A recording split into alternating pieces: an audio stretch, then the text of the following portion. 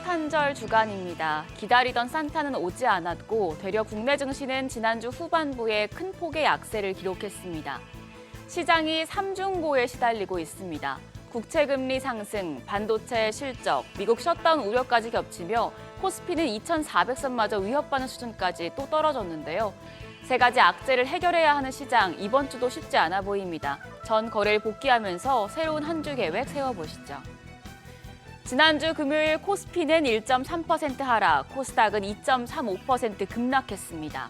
양지수 2거래일 연속 하락하면서 코스피는 2,400선에 간신히 턱걸이했습니다.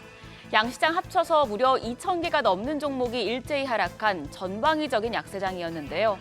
미국의 국채금리가 오른 데다 미국 셧다운에 대한 우려가 가중됐고 여기에 마이크론 가이던스 제시 후에 반도체 투심까지 얼어붙으면서 이 세 가지 악재가 지수를 끌어내렸습니다. 시장 대내외 상황이 워낙 어렵다 보니 메이저 수급 주체가 시장에서 자금을 빼내고 있습니다. 외국인과 기관 양시장에서 동반 매도 우위를 기록했습니다. 유가증권 시장에서는 외국인이 8천억 원 넘게 대거 순매도하면서 지난 2거래일 동안 1조 2천억 원이 넘는 주식을 팔아치웠고요. 기관도 900억 원에 가까운 매도 우위였습니다. 개인은 7,800억 원 사자세를 나타냈지만 지수를 방어하기엔 역부족이었습니다. 코스닥 시장 흐름도 대동소이합니다. 외국인이 885억 원 매도 우위였고 기관도 347억 원 팔자 포지션 취했습니다. 여기서도 개인만 홀로 1,405억 원 넘게 순매수했습니다. 시가총액 상위 대형주 가운데 반도체와 2차 전지 대표주들이 약한 모습 보였습니다.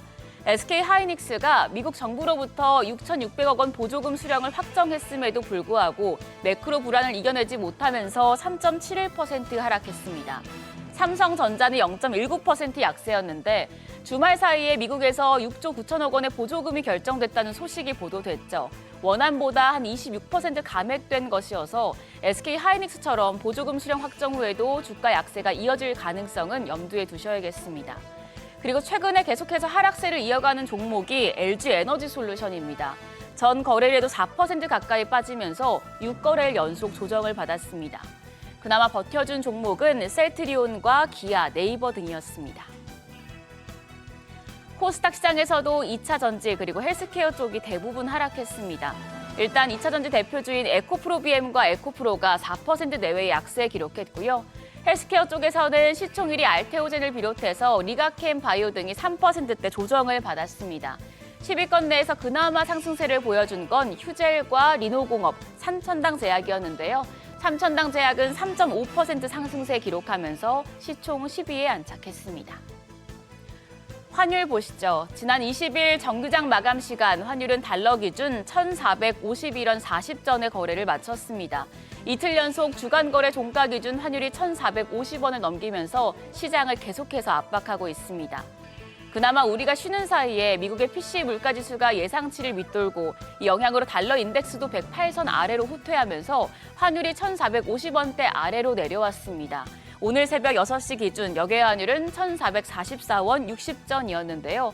오늘 외환시장 약세로 출발하겠지만 1,440원대가 새로운 기준이 된 상황이라 시장은 고환율에 대한 부담을 계속 받을 것으로 보입니다. 올해가 얼마 남지 않았는데 과연 이번 주 국내 증시는 반등할 수 있을까요? 증권가에서는 이번 주 시장이 크리스마스 휴장을 앞두고 관망세를 유지하며 악재에 민감한 움직임을 보일 것이라고 내다봤습니다. 25일 수요일 우리나라를 비롯해서 미국과 중국, 홍콩, 유럽 증시가 쉬어갑니다. 이에 앞서서 정치적인 이벤트가 주요 경제지표 발표가 부재하기 때문에 큰 방향성이 나타나기에는 쉽지 않겠습니다. 다만 이번 주는 배당주들 쪽으로 수급이 이동이 이뤄질 가능성이 높습니다. 올 4분기에 배당을 받을 계획이라면 27일 배당날일 이전인 26일까지 주식을 매수해서 보유하셔야 합니다. 더불어서 대주주 양도소득세 회피를 위한 매도 물량이 시장에 영향을 줄 수도 있겠습니다. 26일에는 넷플릭스 오징어 게임 시즌2도 공개될 예정인데요. 지난주 금요일 시간의 거래에서 이 오징어 게임 관련주들이 상승한 바 있습니다. 아티스트 스튜디오와 아티스트 유나이티드, 쇼박스, 위직 스튜디오, 덱스터까지 강했는데요. 시즌1의 글로벌 흥행을 감안하면 시즌2도 무난한 성공을 거둘 것으로 예상되면서 기대감이 커지는 모습입니다. 오늘 장에서도 좋은 흐름 보일지 지켜보시고요. 우리가 쉬는 사이에 미국 정부가 가까스로 셧다운 위기는 모면했고 국채 금리가 소폭 떨어졌고 뉴욕 증시 일제히 상승한 가운데 필라델피아 반도체 지수도 1.5% 반등했습니다. 금요일장을 짓눌렀던 세 가지 악재 크기가 조금씩 줄어들었는데 오늘 우리 시장 이 부분을 반영하면서 출발할지 지켜보셔야겠습니다. 지금까지 어제장 오늘장이었습니다.